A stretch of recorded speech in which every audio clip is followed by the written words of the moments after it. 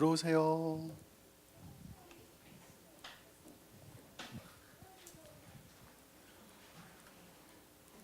예.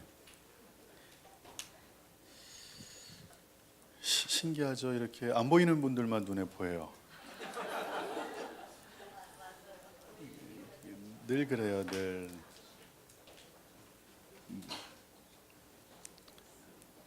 늘 안 보이는 영혼들이 눈에 이렇게 밟혀요. 오늘 여러분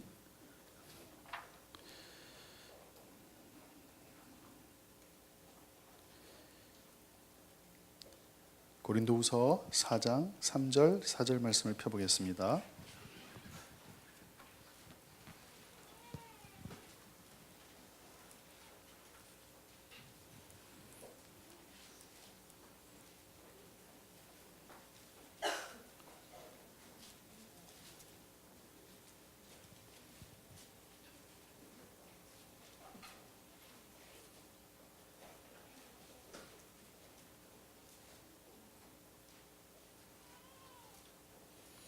고린도후서 4장 3절 4절 말씀을 피도록 하겠습니다. 읽어보겠습니다. 4장 3절 4절 시작.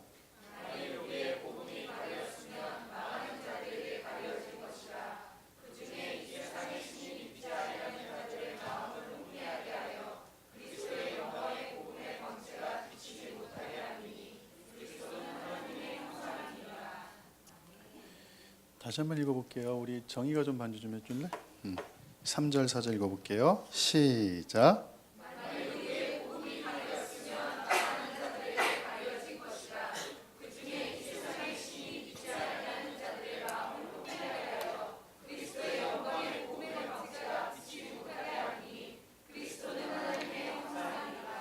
아멘. 여기서 이 세상의 신에다가 동그라미 치시고요. 그 다음에 마음을 혼미하게 했다. 가렸다는 얘기입니다. Has blinded the minds 해가지고 혼미하게 했다. 눈을 가렸다라는 뜻이 됩니다. 그러니까 많은 사람이 그리스도의 영광의 복음의 광채가 비치지 못하는 건 그 사람들이 세상의 신, 사탄이 믿지 않는 자의 마음, 그 생각을 가렸다. 이렇게 눈을 가렸다라고 해결해 주시면 여러분들이 이제 어떤 싸움인지가 이제 보이게 될 것 같습니다. 앞을 잠깐 보시면 몇 가지를 설명해 줄게요. 지금 전 세계는요 어려움 가운데 위치하고 있는데 죄송한 말이지만 서구 유럽은 이즘에 의해서 무너졌고 그 다음에 무슬림에 의해서 이슬람에 의해서 지금 장악이 됐습니다. 여러분들은 안 살아봐서 몰라요. 저희는 살아봤거든요. 무슬림 거주 지역에 어떤 일이 벌어지냐면요, 집단 이주를 해 들어와요.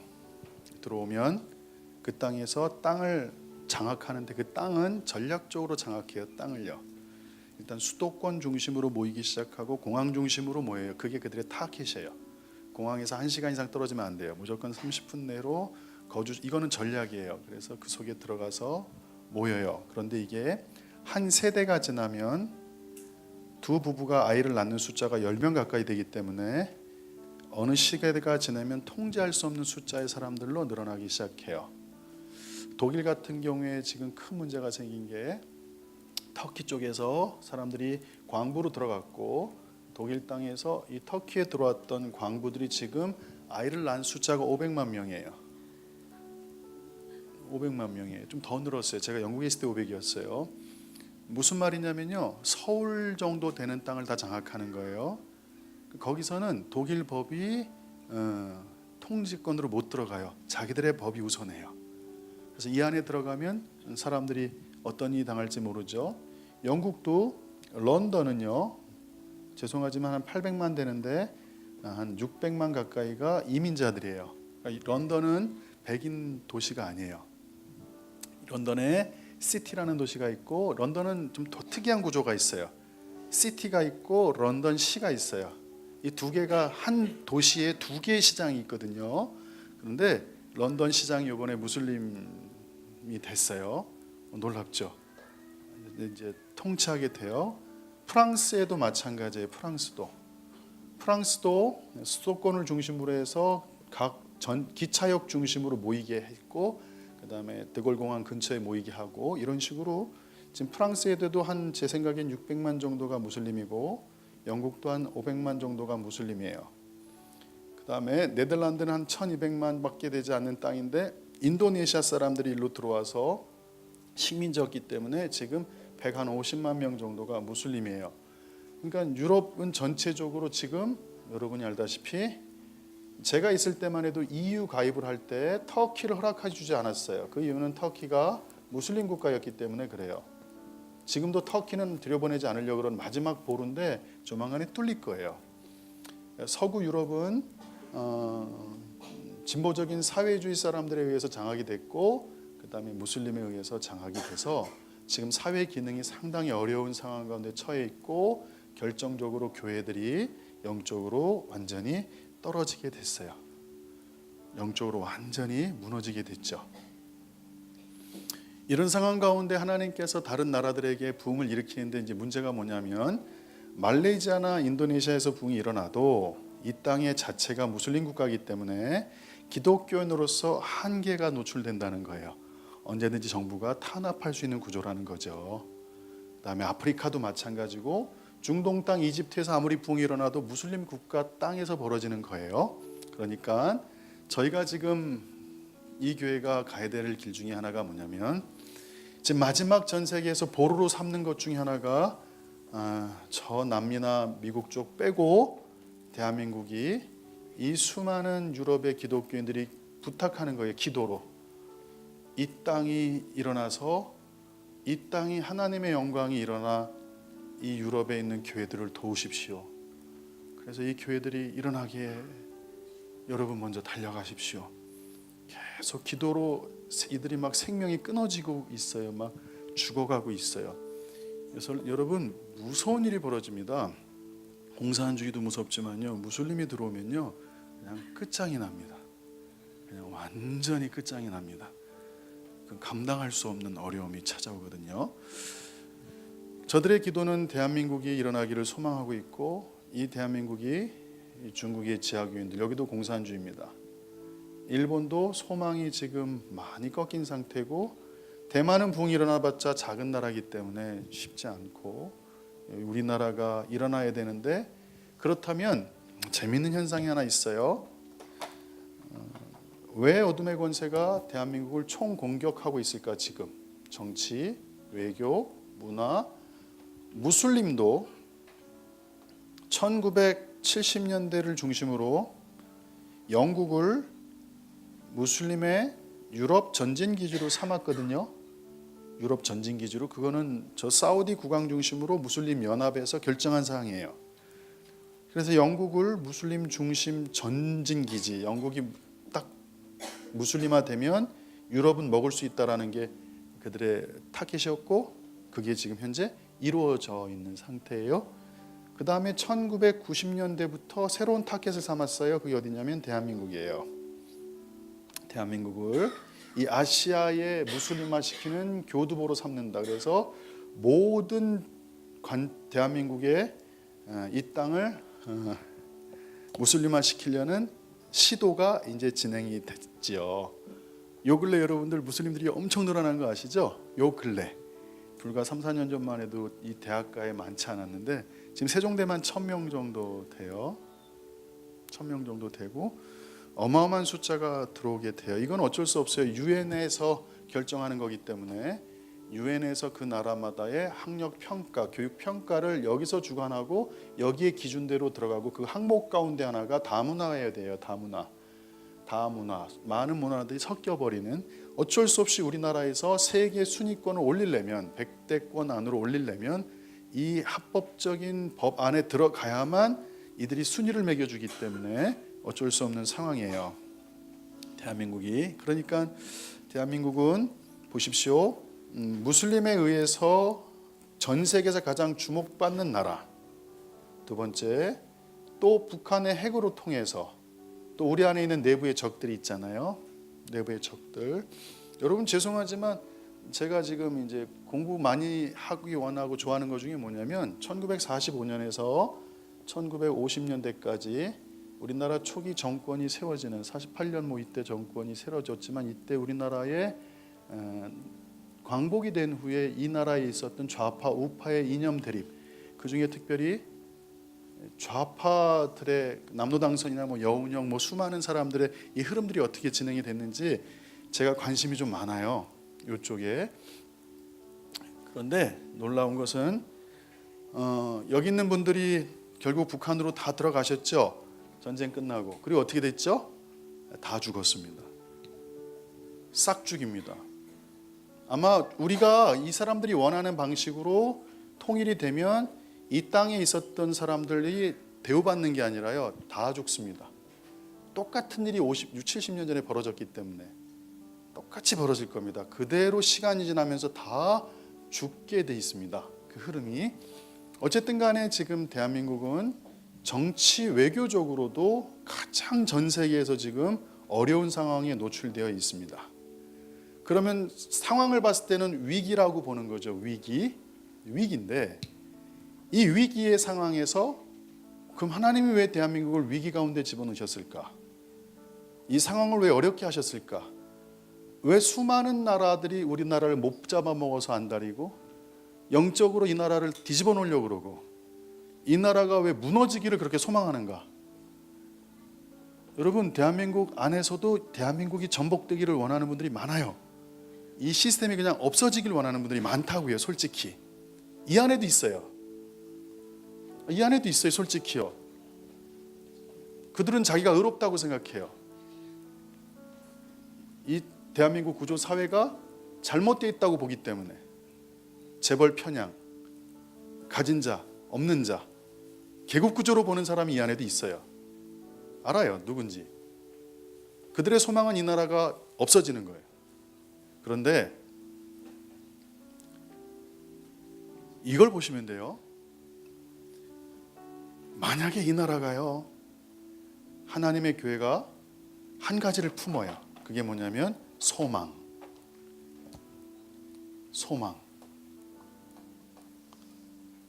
이 나라를 통해 하나님이 남과 북이 어떤 남한이 잘 사니까 북한은 흡수 통일, 이런 식의 통일 말고요, 이 논리적이고 자본적인 통일 말고요, 사랑의 통일.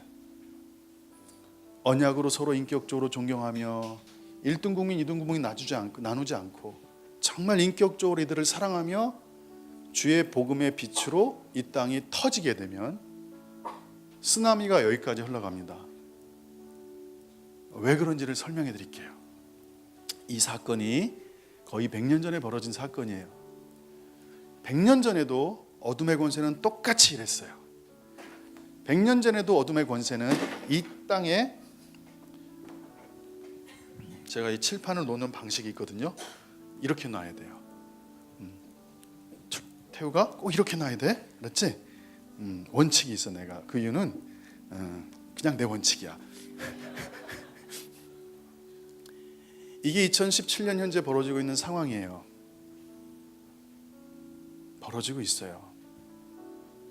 하나님, 그러면 어떻게 해야 됩니까? 이 상황 가운데 전 세계가 신음하고 있고 전 세계는 그나마 한국이 기도의 나라이기 때문에 이 나라가의 교회가 다시 깨어나서 열방의 빛을 발하기를, 일어나 빛을 발하기를 소망하면 연쇄적으로 많은 나라들이 하나님의 은혜 가운데 들어오게 되는 것, 이게 하나님의 소망이죠.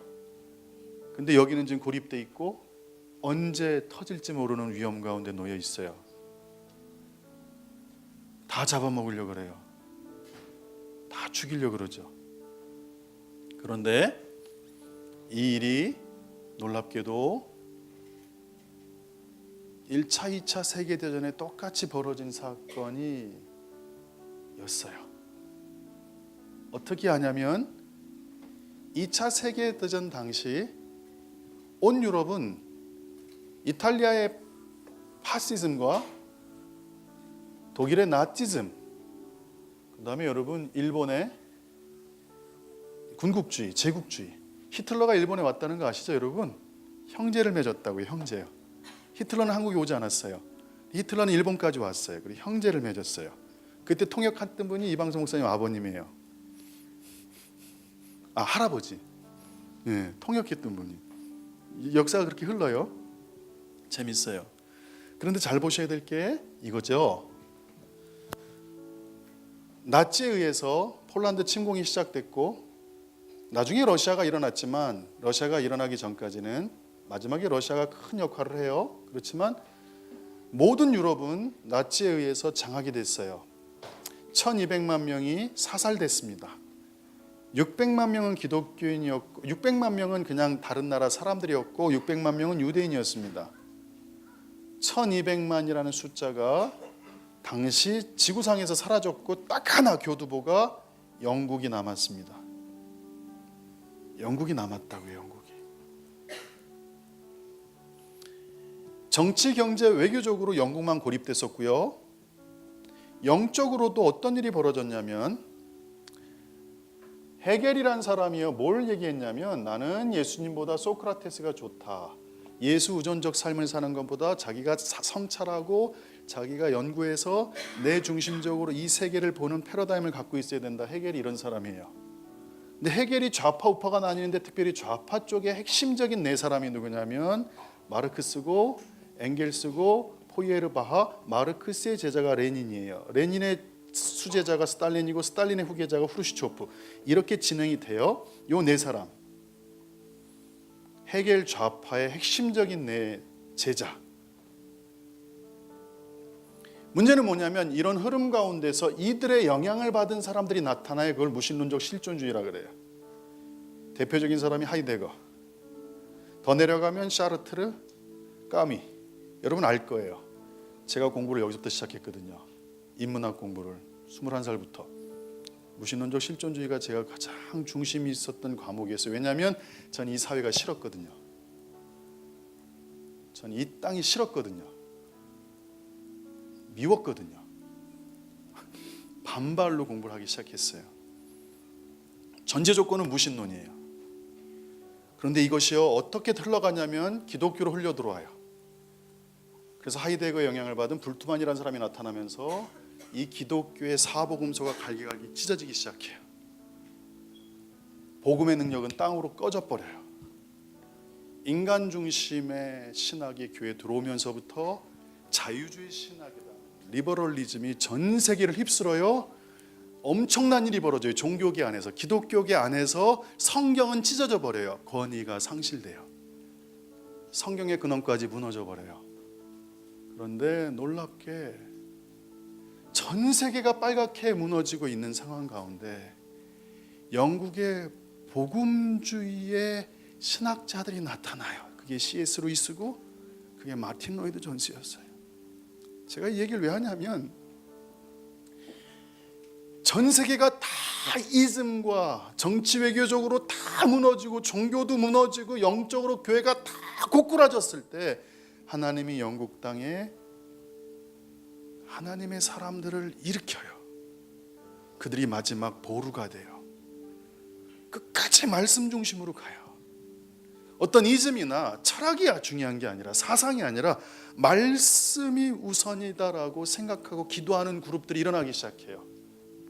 할렐루야. 그리고 영국이 미국에 의해서, 미국은요 그 나라의 데스티니가요 자유예요. 자유. 미국이 가는 곳마다 자유가 일어나요. 잘 들어보세요. 이 유럽이 완전히 끝장날 때 그들이 들어와서 물론 잘 들으세요. 선교사 때문에 문제가 생기고 사악한 일이 벌어지고 악한 일이 벌어지는 거 인정한다는 거예요. 선교적 제국주의, 선교학 알아요. 제가 왜 모르겠어요. 그러나 그거는 그 나라가 타락했던 형상으로 나타나는 거예요. 근데 그 나라가 타락하지 않고 하나님의 은혜로 완전히 무장됐을 때는 그 나라가 자신들의 나라의 역할을 감당해요. 그게 자유예요. 미국이란 나라가 영국에서, 프랑스에서, 스코틀랜드에서, 아일랜드에서 그 언약파들, 위그노, 청교도, 경건주의 독일 그 사람들이 핍박에서 예배를 드리려고 미국에 이주했다고요. 미국은 예배로 시작된 나라예요. 미국은 자유를 갈망하기 위해서 온 나라예요. 그래서 미국이란 데스티니가 들어가니까 이 유럽에서 나치의 침략을 받았던 것들이 다 물러나게 되고, 영국과 미국이 같이 노르망디 상륙작전을 통해서 이 유럽을 다시 구원시키죠. 해방시키죠. 남북전쟁 때도 여러분 유엔의 16개 나라가 찾아와서 우리를 도와줬어요. 이때 도와주지 않았으면 이 땅은 끝나는 거였어요. 끝나는 거죠. 지금 2017년의 상황이 지금 이 당시 2차 세계대전이 벌어졌던 8, 90년 전 상황과 매우 흡사하다는 거예요. 정치 외교적으로도 영국은 완전히 고립됐었고, 영적으로도 영국 교회가 완전히 무너지려고 했을 때, 그때 하나님이 이 땅에 말씀을 붙잡은 자들을 일으켰어요. 그리고 하나님이 역전시켰어요. 그러니까 보셔야 돼요. 지금 한국이 전 세계가 위기라 그러고, 지금 이집트에 모여있는 기독교인들이 한국을 위해서 기도하고 있고, 이번에 내일 모레부터 시작되는 컨보케이션에서도 한국을 위한 기도가 가장 중요해요. 지금 전 세계 교회들이 한국을 위해서 울부짖으며 기도하고 있어요. 여기가 마지막 마지노선 무너지면 끝장난다는 거예요. 여기가 무너지면요, 전 세계에 소망을 일으킬 나라가 없어요. 중국은 공산주의 국가예요. 일본은요, 아무리 기도의 집이 많아도 거긴 1%, 2%밖에 되지 않는 기독교인이 어떻게 사회를 변혁시키겠어요. 대만도 불교 국가라고요. 안 돼요. 무슬림 국가 인도네시아, 말레이시아 아무리 부흥을 해도 국가 체계가 무슬림 국가이기 때문에 영향을 끼칠 수 있는 제약이 있게 되겠죠. 그러니까 전 세계는 이 나라를 주목할 수밖에 없는 거예요. 지금이요. 마치 8, 90년 전에 영국을 주목하며 기도했듯이. 근데 놀라운 일이 있어요. 하나님은 이때만이 아니에요. 또 100년 전을 거슬러 가고 또 100년 전을 거슬러 가고 계속 올라가다 보면 똑같은 패턴이었어요. 온 땅이 어둠에 사로잡힐 때 주님이 이스라엘이라는 한 나라를 붙잡으셨고 그 나라를 통일하셨거든요. 할렐루야. 아멘. 그래서 여러분들이 생각하셔야 될 부분이 있어요. 지금 전 세계는 위기라고 얘기해요. 위기가 맞아요. 그런데 하나님은 위기를 기회로 바꾸세요. 왜 그러냐면 영국이 이 땅의 어둠을 제거한 다음에 전 세계적으로 벌어진 일이 뭐냐면요, 보세요. 이 여파로요, 대한민국이요 2차 세계대전이 끝난 다음에 식민지에서 탈출했다고요. 인도도 탈출했고요. 아프리카의 수십 개 나라들이 독립을 얻었어요. 온 지구는 유기체예요. 왜 영국과 나치가 그렇게 마지막 전쟁까지 벌였는데 영국이 승리하자 전 세계가 뒤바뀌냐는 거예요. 왜 영국이 뒤집어지자, 영국이 승리하자 전 세계의 자유와 해방의 역사들이 일어나냐는 거예요. 이게 바로 지구적인 하나님의 데스티니가 연결되어 있다는 거죠. 그래서 여러분이 만약에 대한민국 영적으로 붕이 일어나면 지구적으로 수많은 나라들의 결박이 풀리는 일들이 연쇄적으로 일어나기 시작해요. 영적으로 연결되기 때문에 그래요. 왜 그러냐면 1904년도 웨일즈 대붕이 터졌을 때, 이게 왜 터졌는 줄 아세요, 여러분들? 이 일들을 하나님은 다 알고 계셨던 거예요. 하나님은 이 일들을 다 알고 계셨어요. 그 다음에 벌어질 전쟁들, 1차 세계대전, 2차 세계대전, 전 세계가 나치에 의해서, 파시즘에 의해서, 여기는 일본에 의해서 완전히 무력화될 수 있는, 나라가 완전히 쪼그라들 수 있는 상황인데 하나님은 그 전에 일하셨어요. 1904년에 부흥을 일으키시고 1905년도 인도 부흥, 1906년도 아주사 대부흥, 1907년도 평양 대부흥.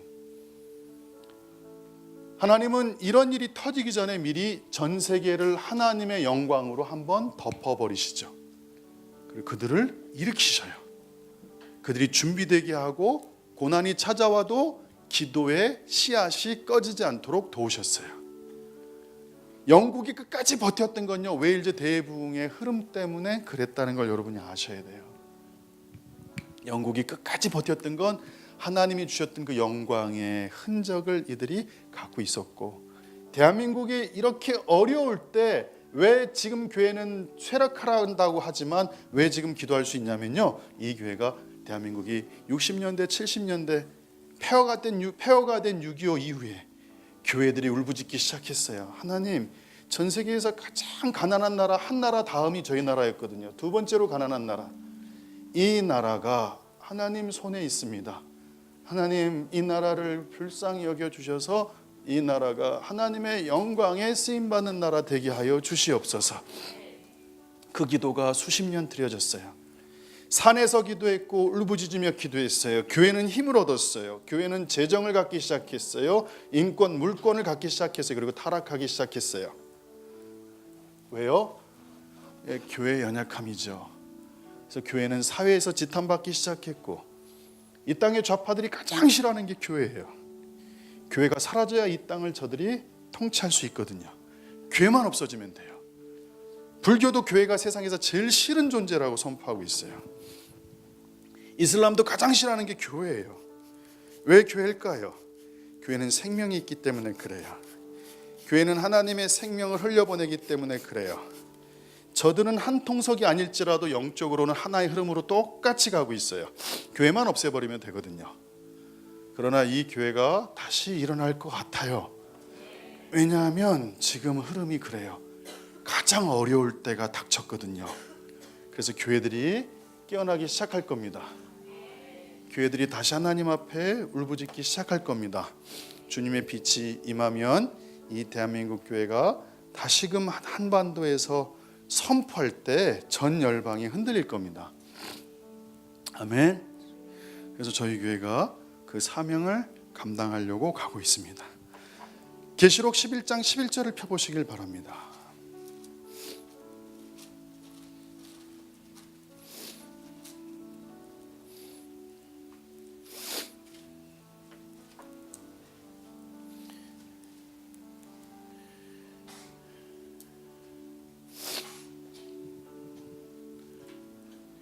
예전에 제가 영국에서 있을 때 많이 놀랐던 것 중에 하나가 뭐냐면 스코틀랜드 장로교였어요.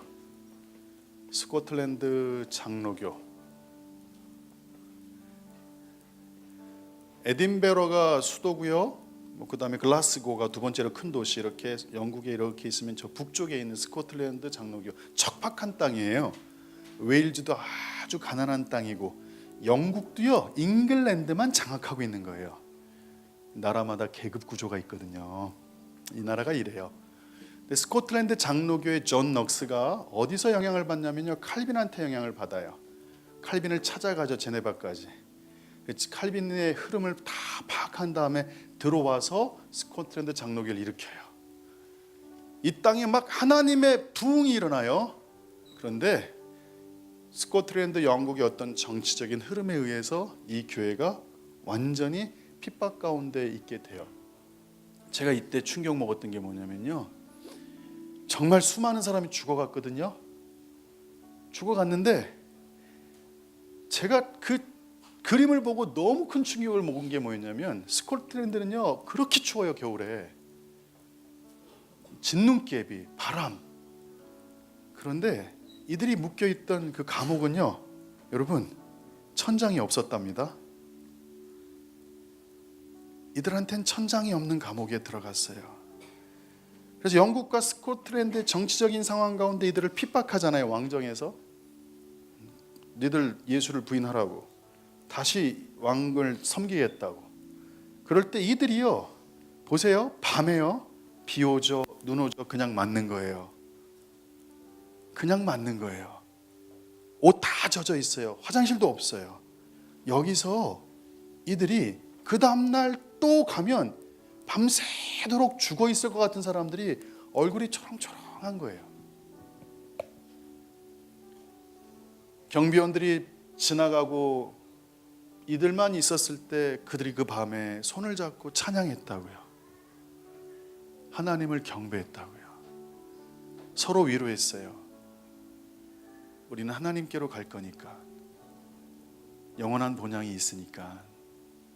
저는 그래서 이 스코틀랜드 장로교를, 존 녹스를 공부하면서 가장 놀랐던 게 이들의 핍박받는 상황 가운데서의 하나님을 향한 경외감이었어요.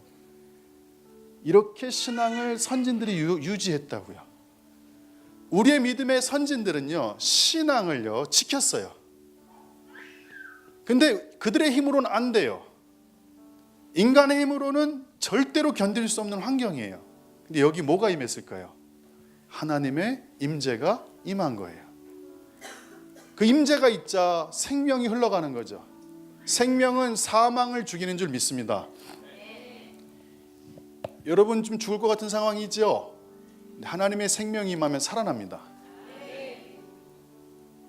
지금 저희 교회에서 가장 어려운 사람이 누구예요?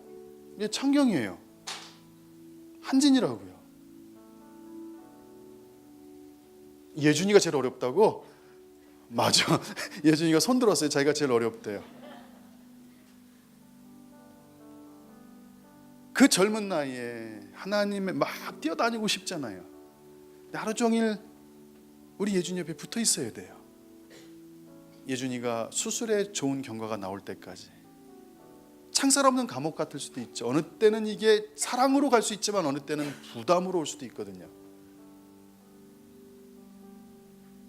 그 상황이 지속되면 지치겠죠. 어렵겠죠. 그런데 이들이 이길 수 있었던 건 하나님의 생명이 부어졌을 때예요. 그래서 어둠의 권세가 제일 싫어하는 게 교회인 거예요. 아무리 죽이고 브레인스토밍을 하고 이 땅의 문제들을 다 들춰내고 계급구조의 위험성을 아무리 가르쳐도 이들의 머리가 하나님의 말씀으로 들어와 살아난다는 거예요. 다시요. 다 죽어가도 하나님의 생명이 임하면 그 사악한 집단이 북한에서 수많은 영혼들을 아우지 탄강이나 이쪽에서 하루하루 죽여가도 그들의 입에서 찬송이 나오는 거죠. 그게 바로 믿음의 유업입니다.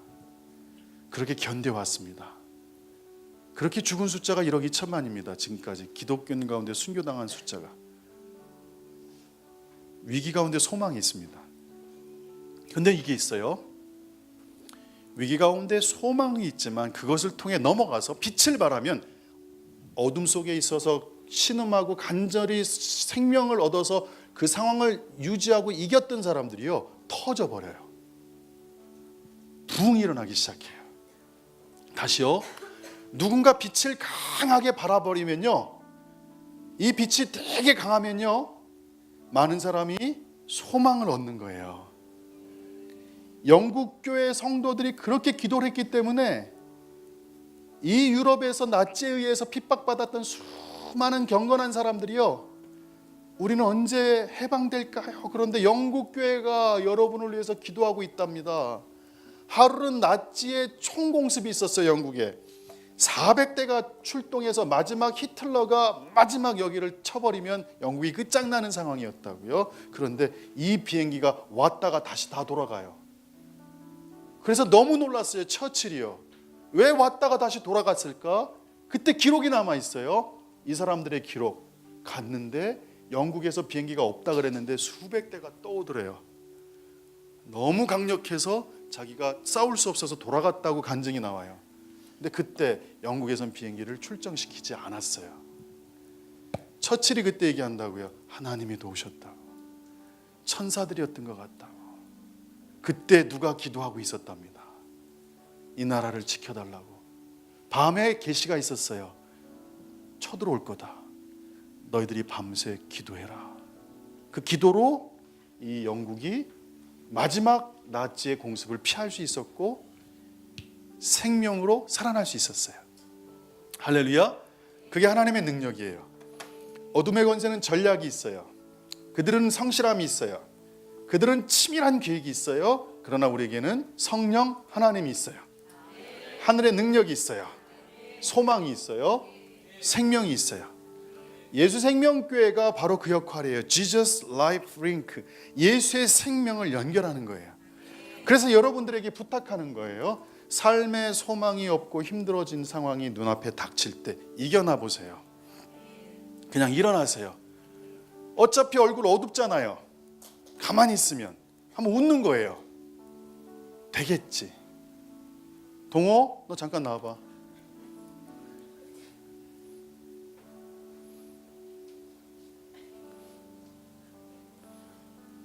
우리 동호가 변하고 있어요. 절 보세요. 야, 앞으로 오세요. 여기 서봐. 너 간증할 게 있어. 뒤로 돌아. 동호야 가만히 있어. 동호야 기분 나빠하지만 너 좋은 애야. 너 착한 애야 동호야. 너 지금 방송 나온다. 너 이제 전국에 네 얼굴 팔린 거다 이제. 제가 동호한테 그랬죠. 하루는 소리가 크길래 제가 저 방송실에 가서 음향을 탁 낮추려고 그러는데 동호가 손을 딱 잡는 거예요. 안 돼요 목사님. 배 집사님도요.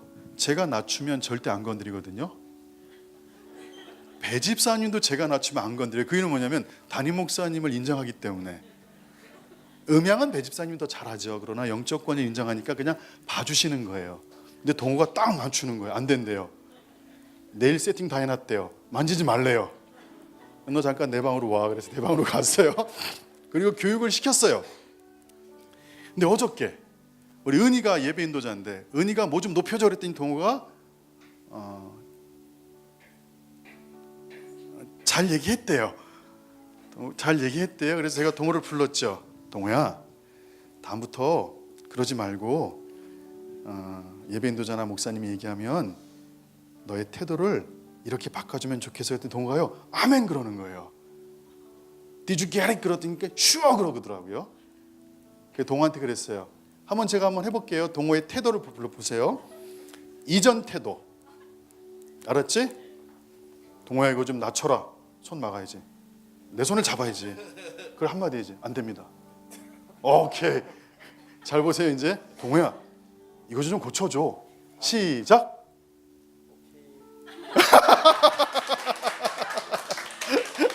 다시 한번 이쪽 보고 시작. 동호야 한번 바꿔줘. 아니, 저쪽 보고 잉크.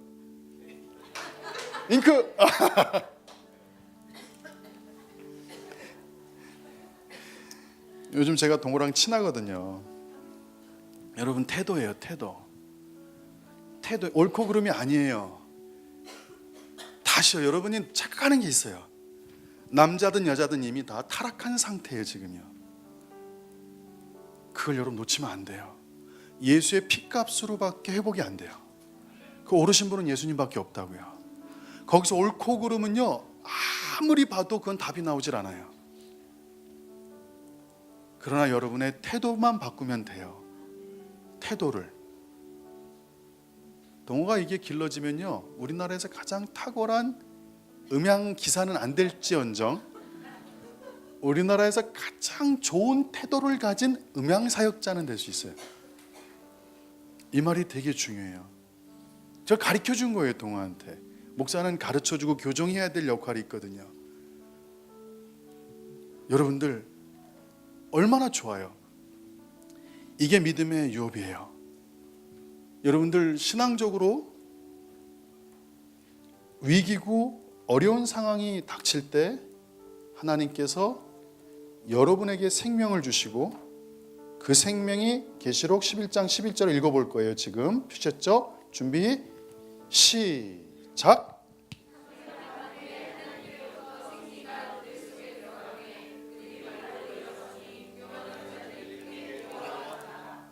(3일) 반 후에 하나님께로부터 생기라는 단어가 The Spirit of Life예요. 영어로 The Spirit of Life예요. 생명의 영이에요. 생명의 영이 생명의 영이 그들 속에 들어갔어요. 두 증인이 죽었거든요. 그런데 생명의 영이 그들에게 들어가서 어떻게 됐죠? 그들이 발로 일어서서 구경하는 자들이 크게 두려워하더라. 할렐루야. 생명의 영은요 부활시키는 영이에요. 살아나게 하는 영이에요. 할렐루야. 예수 생명교회가 왜 생명인 줄 아세요? 예수의 생명 그 영을 이 한반도에 링크시키는 거예요. 그게 이 교회의 데스티니예요. 사람들을 살리는 거예요. 근데 여러분들이 그들을 살리기 위해서는 여러분들이 그 상황을 이기는 훈련을 하셔야 돼요. 모든 사람이 여러분이 이기지 못해도 그거에 대해서 뭐라 그러지 않아요. 왜? 힘드니까. 여러분이 그 상황을 어렵고 힘든데 고개 숙이고 얼굴이 어두운 것도 사람들 다 인정한다고요. 힘드니까. 그런데 하나님이 여러분에게 부탁하죠. 한 사람이 생명을 품고 그 생명을 통해 그 생명을 증거하면 많은 사람이 살아나요. 저는 동호가 생명의 전달자가 되길 원하는 거예요. 이 땅의 모든 음양하는 사람과 예배 인도자가 텐션이 있다고요. 그거는 하나님의 방식이 아니에요. 하나님의 방식은 연합이라고요. 하나님의 방식은 사랑이에요. 하나님의 방식은 배려라고요. 텐션은 세상의 방식이에요. 서로 기싸움하는 거죠. 그걸로는 변화가 일어나질 않아요. 변화가 안 일어나요. 동호한테 부탁한 거예요. 동호야, 너가 어떤 사람들이 어저께 동호한테 막 쏟아붓대요. 지난이도 쏟아부고 다 쏟아붓대요. 동호에 대해서. 동호가 얼마나 마음이 힘들었겠어요. 그런데 동호야, 그런 상황에서도 네가 한번 이렇게 해봐. 여러 사람이 이것도 해줘요, 저것도 해줘요, 섭섭했어요, 이거 불만이었어요, 모니터 해주세요. 막 그럴 때 동호, 네가 알았습니다, 열심히 하겠습니다, 이렇게 할 때 어떤 상황이 벌어지겠니? 웃음이 뻥 터지면서 즐거운 기쁨의 영이 돌지 않을까요? 여러분 어떻게 생각하세요? 어떻게 생각하냐고요? 기분 나쁜데요, 가서 그 사람한테 가서 한번 안아주고 사랑해 한번 해주는 거죠. 반대로 가는 거예요. 반대로요. 할렐루야. 얼굴이 시커먼 분들 계세요. 지속적으로 시커매요. 그걸 왜 모르겠어요. 제가요, 교회 한 50년 다니면 다 알거든요. 근데 그 상황 가운데 다윗처럼 한번 춤을 춰보세요. 정이 춤 안 춰지면요, 그냥 막걸리 먹고라도 춤추세요. 하나님 앞에 예배 드리면서. 여러분 부탁할게요. 오늘 얘기 꼭 하고 싶었어요. 여러분 예배는 왜 오신 거예요? 예배 왜 오셨어요? 제 설교 들으려고요? 헌금 내려고요? 남편이 오라 그러니까요? 아니에요. 예배는요, 하나님께 드리려고 온 거예요.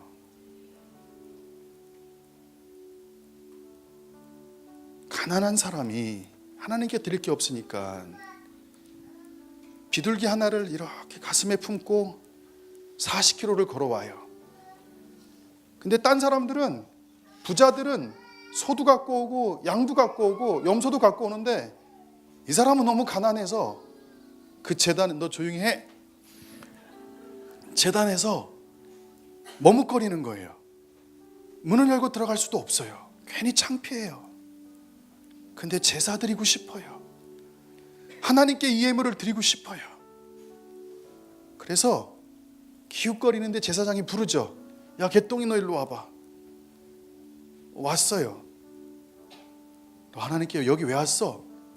제사 드리려고요. 예물은 이 조그만 비둘기 한 마리. 그래? 그래, 일 들어와.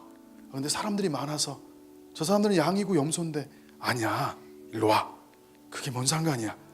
예배는 드리려고 오는 거야. 하나님이 네 거 받을 거야. 아멘? 진짜로요, 제사장님? 받을 거야. 걱정하지 마. 하나님은 상한 사람의 예배를 받으시거든. 하나님은 하나님께 나오는 자들을 멸시치 아니하시거든. 그냥 네 중심만 온전하면 돼. 그 마음으로 제사를 드리려고 온 거예요. 예배는 드리려고 온 거라고요. 힘든데 소리를 내서 찬양하려고 온 거라고요. 이해되세요, 여러분들? 예배는 구경하러 온 거 아니에요. 제가 이런 질문 한번 해볼게요. 제가 21살 때 하나님이 저한테 질문한 거예요. 그때 21년 교회 다닐 때죠. 주님이 그래요. 기영아, 너가 지금까지 20년 동안 예배를 드릴 때 네 예배 가운데 내가 받은 예배가 몇 번인지 아니라고 딱 얘기해요. 이게 큰 질문이었어요. 저는 그때까지 그냥 예배를 참석했고요, 찬양하면 입 다물고 있었고요, 수학 정석 갖고 다녔어요. 목사님의 말씀이 안 들어왔어요. 저 사람은 부자, 기사 있는 사람, 아들한테는 스포츠카 사준 사람, 나는 가난하고 버스 타는 사람. 드려지냐고요? 안 드려지죠. 근데 주님이 그러셔요. 기영아, 네가 예배를 잘못 알고 있구나. 예배는 네가 은혜 받으려고 오는 게 먼저가 아니란다. 나는 너의 찬양을 듣고 싶다. 난 너가 힘든데 손을 들고 서서 이 두 손을 나한테 올릴 때 내가 그 예배를 받고 싶다. 너 정말 힘드니? 그러면 무릎 꿇어라. 내가 그 상한 마음을 붙잡아 줄게. 너 많이 드리고 싶지? 괜찮아. 2가부의 랩돈도 괜찮거든. 그냥 그거 갖고 와. 걱정하지 마. 걱정하지 마. 예배는 여러분 드리려고 오는 거예요. 그래서 주님이 한번 여러분한테 한 사람 한 사람한테 질문한다고요. 너의 평생 드린 예배 가운데 내가 네 예배를 받은 적이 몇 번이냐고 물어보면 어떡하실 거예요? 몇 번 있는 줄 아냐? 너는 입을 닫았다. 너는 내 앞에서 무릎 꿇지 않았다. 너는 내 앞에서 나를 경배하지 않았다. 너는 정말 나를 예배를 드리려고 오지 않았다. 너는 예배가 뭔지 모른다. 이게 저한테 21살 때 질문이었어요. 그때 예배가 바뀌었어요. 힘들어도요, 너무 힘든데 예배 드릴 힘이 없어요. 그러면 거룩하신 하나님, 예배 드릴 힘이 없으면요 그냥 무릎 꿇었어요. 남들은 옆에서 주여 하고 막 찬양하고 예배 드리는데 저는요 그냥 하나님 드릴 힘이 없어요. 하나님 가진 것도 없어요. 저 예배 드릴 마음이 아니에요. 근데 말씀이 상한 심령을 받으신다 그러셨어요. 과부의 2랩돈을 주님이 받으신다 그러셨어요. 저는 하나님 지금 예배 드릴 힘이 없어요. 저는 힘들어요. 죽을 것 같아요. 그때 하나님이 제 손을 살짝 들어주세요. 기영아, 그런 입술에도 한번 찬양해 보겠니? 싫어요. 힘들어요. 저 목소리 내기도 싫다고요. 기영아, 한 번만 목소리를 내겠니? 하나님 저 목소리 낼 힘도 없어요. 기영아, 그때 제 입에서 그냥 조금 입술이 띄어져요. 거룩하신 하나님, 오신 독생자 예수. 우리 찬양 한번 다시 한꺼번에 드려봅시다. 나의 마음과 뜻 다해 주를 사랑합니다. 날 위해 이 땅에 오시 독생자 예수. 내가 약할 때 강함 주고 가난할 때 우리를 부욕해 하신 나의 주 감사. 내가 약할 때 강함 주고 가난할 때 우리를 부욕해 하신 나의 주 감사.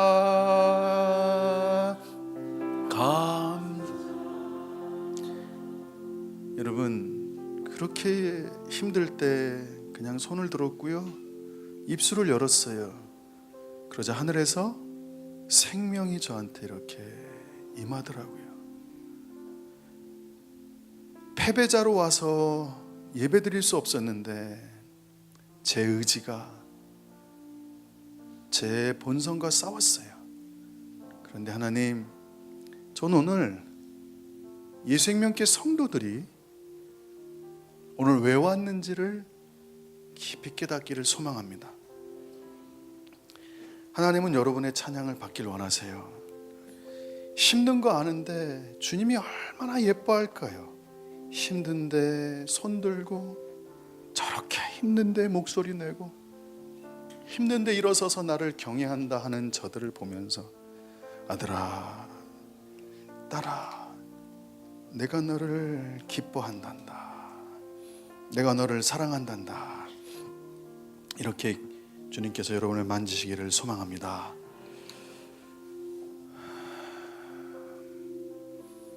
하나님, 대한민국은 위기라 그럽니다. 근데 하나님은 절대 실패하지 않으십니다. 주님은 충신과 공의 옷을 입고 이 땅을 다시 왕으로 통치하러 오실 것입니다. 이 땅의 부조리와 잘못된 것들을 고치려고 하는 사람들이 갖고 있는 계획보다 주님은 훨씬 더 정의로우십니다. 주님은 훨씬 더 아름다우십니다. 그 하나님께서 붙잡아 주실 것입니다. 이 시간 저희가 좀 기도하는 시간을 가질 거예요. 기도하는 시간을 가질 건데, 여러분들이 강력하게 이 시간 여러분들이 하나님 앞에 오늘 어떤 은혜가 임하길 소망해요. 힘든 자들에게 소망이 임할지어다. 하나님, 우리 힘으로는 웃을 수도 없어요. 저는 그렇게 생겨 먹었어요. 상황이 어려워지면 저는 고꾸라져요. 그런데 하나님, 오늘 하나님의 생명과 소망이 임할지어다. 여러분, 아멘도 한번 의지적으로 크게 해보세요. 그러면요, 살아난다니까요. 하나님의 거룩한 영광의 통로로 날 사용하여 주시옵소서. 생명이 임할지어다. 은혜 주소서. 이기림을 주소서. 찬양의 영을 부으소서. 내 평생에 주님만 의지하게 하소서. 위기를 바라보지 아니하고 하나님을 바라보게 하여 주시옵소서. 우리 몇 가지 기도할 건데, 시간 두 손 높이 들고 이곳에 소망이 부어질지어다. 우리 주여 부르짖고 기도합시다.